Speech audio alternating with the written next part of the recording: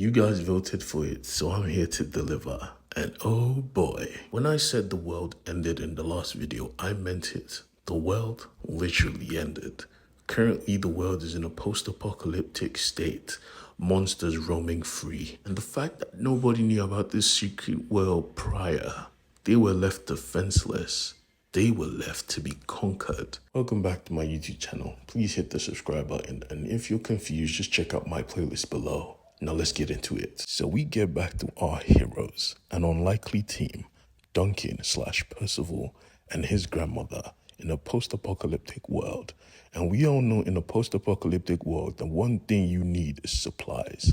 And the biggest, or rather the best supplies you can have, are weaponry. Yes, they went hunting for guns. And what better ways to find guns than to check out Granny's hunting supplies, where Duncan killed the questing beast. Funny enough, we see the questing beast's corpse, and we're not meant to see it, but as you know, the world ended, merging Outworld and the real world together. So now they're both in reality and the fantasy world at the same time. And right now, right here, they are afraid. They are lurking in the forest, where one thing that scares even Granny herself is resting its demonic head. As soon as they found weaponry, they went to work, taking as many guns and weapons and swords as they possibly could, and they tried to be quiet. But Duncan was too aware of his surrounding, not aware of his foot. He tripped, dropping all the guns. And Granny was terrified because she knew what came after was something they could not fight. So she told Duncan to run because she knew they were coming. And if you're curious as to what they were scared of, yeah, the cute and the cuddly demonic fairies. These were no ordinary fairies though. They were fairies that eat flesh. I mean, they were like super juiced up piranhas. As soon as they see flesh, they will jump on it and demolish it in minutes. Absolutely unkillable except with pure iron. But the thing is, they have big egos. The second you disrespect them, they come for you. And thank God for Rose being smart enough to stay in the car and keep shouting insults because the fairy gave chase to Rose. And when she came back, they had almost eaten through her car. She didn't stop though, allowing Granny and Duncan to jump in.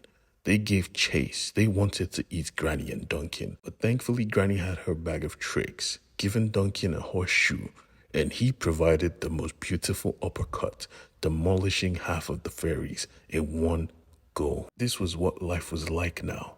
A post-apocalyptic fairy tale world where werewolves and vampires and everything else existed. The old people home actually became a freaking headquarters for the survivors. Half of their forces were dying for the fact that there was no other infrastructure for old people to survive. And it doesn't help that King Arthur, the Demon King, or rather the Devil King, was back.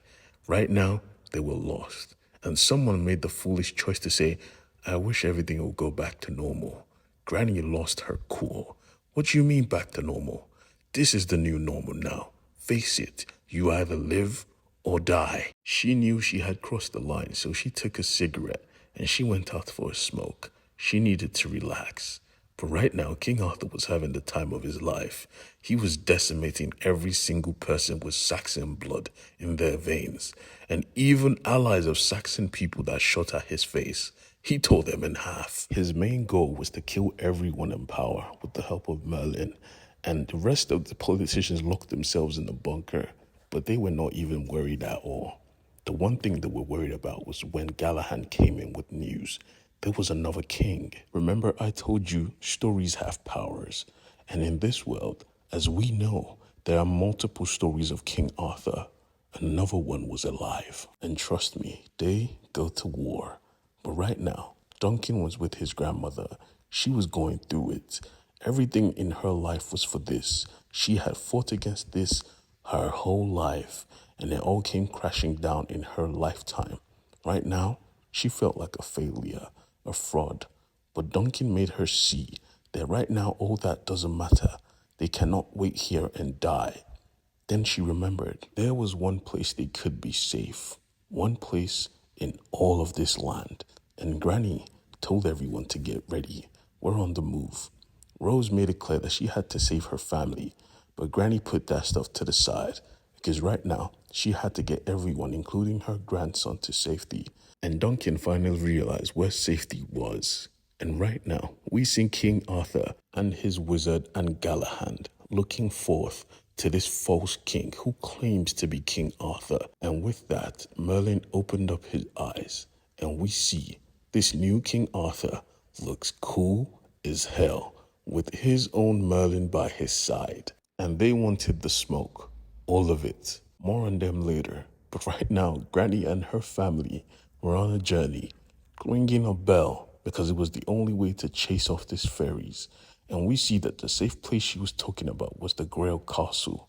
King Arthur was never going to find this place. Speaking of King Arthur, he was currently facing off against his other half, this usurper, this fraud. Right now, he had to see who this guy thought he was. How can he claim the title of King Arthur? No way. Raising up his hand, he summoned an army of the dead, his demon knights, and he charged them with attacking this new version of Arthur. They charged, all looking for blood. But this new King Arthur had one man. He had Lancelot. And as we know, Lancelot loves smoke. Back at the castle though, we see Granny Rose and Duncan sweeping this castle. And when they finally are sure it's safe, Rose wants to go get her parents, but Granny was curious. Where exactly are your parents? Only to find out they were in Bath. And as soon as she heard this, she was like, no way, screw that. I will not be going there, because she knew something they didn't. But Rose didn't want to hear that. That's my family. Not every family is as dysfunctional as yours. And as soon as she said it, she knew she crossed the line. So Granny just fell silent and walked out. Even Duncan was like, bruh, why? When Duncan met his granny, she was mourning what she had lost. She had lost her whole family. And right now, Rose just reminded her that she was seen by her daughter as a bad mother. But Duncan wanted to know the truth. Why all this? Why all the lies? So Granny decided to tell him straight. He was born as a deterrent to anybody looking to use the Grail for evil. He was supposed to be the Grail finder to find it and take it from the evil hands. That was his purpose. So when she found out her daughter and husband planned to use the Grail for evil, she went ballistic. That is why Duncan's mother is so afraid of Granny, because she thinks she will put a bullet in her head, which she possibly would. But it kind of sucks still feeling like your kids hate you, you know? Duncan apologized for Rose, but Granny said it's fine. I left there to protect her, because if I stood there, I would have taken her pretty teeth. Granny left off with Duncan and said, hey, watch this place for me. And if you see any man made of water, don't fight him. You will get messed up. And we see just that was happening to the forces of King Arthur, because Lancelot was him. He faced off against 100 zombie knights, and they were not slow. They were demonic, fast, strong, and he took them out. Even Merlin was like, bro, we have to go. Galahad was shocked. This was his father. Damn. And when all this was done, Lancelot just went back and took a knee before his queen, Guinevere. This Arthur had his Guinevere. And for some reason, this Merlin is very suspicious, but I digress. Back with Duncan and Granny though, they had finally reached the town of Rose's parents. Using a sniper, they were looking, scouting the premises, only for Granny to see something that terrified her. She snatched away Duncan's sniper, telling him not to look. Why? Well, there was a Gorgon below, and with his sight, everyone turns to stone. That's right, we're getting more legendary stories. This is about to get crazy.